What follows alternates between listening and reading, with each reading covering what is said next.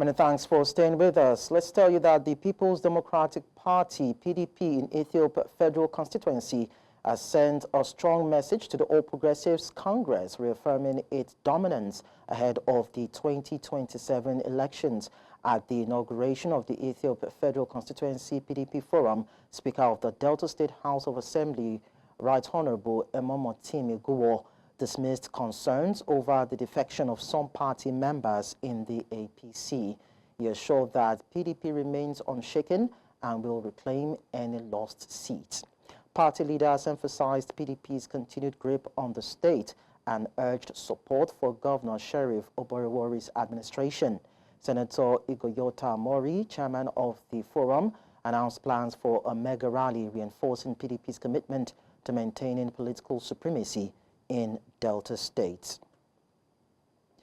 And now to discuss this, we are joined by the Director General, Delta State Orientation and Communications Bureau, Dr. Fred Oghenesivbe. Thank you so much, Dr. Oghenesivbe, for joining us.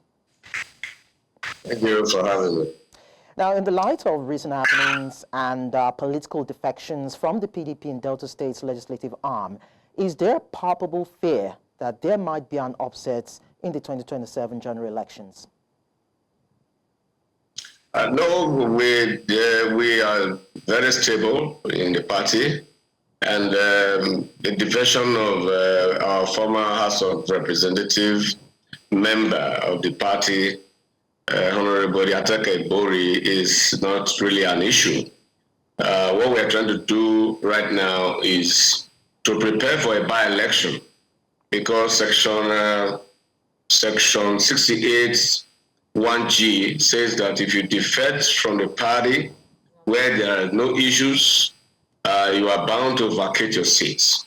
So we have commenced a process getting ready for a by-election, because we've written to INEC that we need a by-election, and we're also in court to affirm it that it's time for us to conduct a by-election since Ethiope Federal no longer represent us in the party. But then, you know, we saw APC assert its dominance in Kogi, Ekiti, Ondo, and Edo states off-cycle elections. And with the defections that we are seeing, is it a source of worry, or could it be a source of worry for the PDP when we talk about retaining influence and power in Delta states?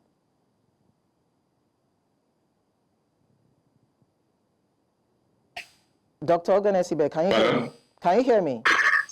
Yeah, I can hear you. Can you take that question again, please? Oh, okay, so I said we saw APC assert its dominance in Kogi State, Ekiti, Ondo, and Edo State off-cycle elections, and I'm asking if that could be a source of worry in Delta State when PDP is looking at retaining influence and power in the states.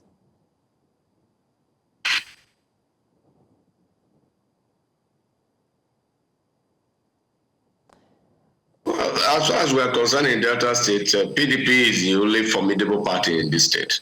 And we have proved that since 1999. We've been winning all elections as far as the governorship is concerned. And we've won our, other candidates have won their seats, both at federal level and at state level, up until 2023, where we fielded Ethiope Federal. And after the governorship elections, she has not been working well with the party, and she has defected. That is our, concern right now, to go for a by-election. What happened in Edo State, you are aware, we are in courts. Our party performed creditably well in Edo State. We suspect a foul play in that election, and the courts will decide, as far as the Edo election is concerned. In Kogi State, you also know that that is their own, they also suffer the same fate in Kogi State. And you saw the battery of policemen that were taken to Edo as if there were going to be war in Edo State, and then they muzzled that election in Edo State. But we're in court, and I'm sure that our party will win that case in Edo State. But as far as Delta State is concerned, we're preparing for 2 by-elections. We are pressing for them. Neduwoko defecting to the APC. Because he believes that he will have the ticket of our party to run in 2027. And the Ethiope Federal also has also defected because She knows that she's doing one tenure at the House of Representatives because Benny Bakpa did one tenure and she did the second tenure.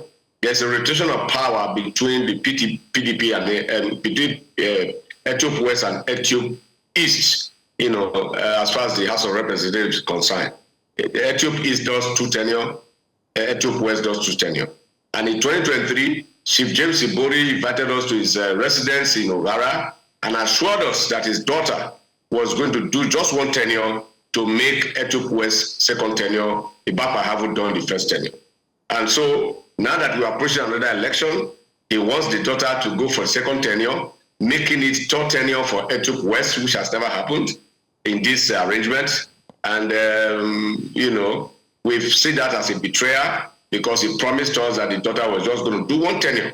But now that he has changed his mind that his daughter is going to do 2 tenure in another political party, we are also preparing to meet with them, at the by-election that we are pressing for.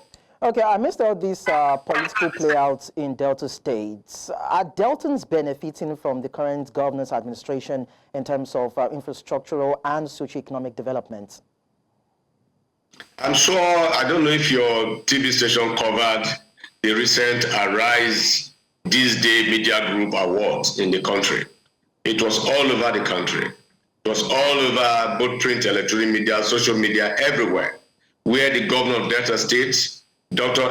Sheriff Oborevwori, won the Governor of the Year for infrastructure development, prudent management of state resources, and socio-economic development. And as we speak, for the very first time in Delta State is the creation of Delta, Julius Berger, the construction giant, is busy constructing flyovers and roads in Delta for the very first time. So the governor is doing pretty well. And infrastructure development has never been like this in Delta. The Warri Stadium has just been approved now. We are also going to turn Warri Stadium to an international stadium of a mega class. And that means that, we'll take more people in the sports industry and also to get our youths, to do well in sports and to become international stars. And we are also busy right now constructing roads from the dualization of Ugele to Asaba Express. It is in progress and they are almost done up to the Agwashiku Axis, and very soon that road will be fully completed. From Asaba to Warri, as we speak now, it used to be about 4 hours, but it's now less than 2.5 hours. And all of this that the governor has. Yeah. All right, Dr. Fred Oghenesivbe, thank you so much for sharing your insights with us on the news. Thank you for having me.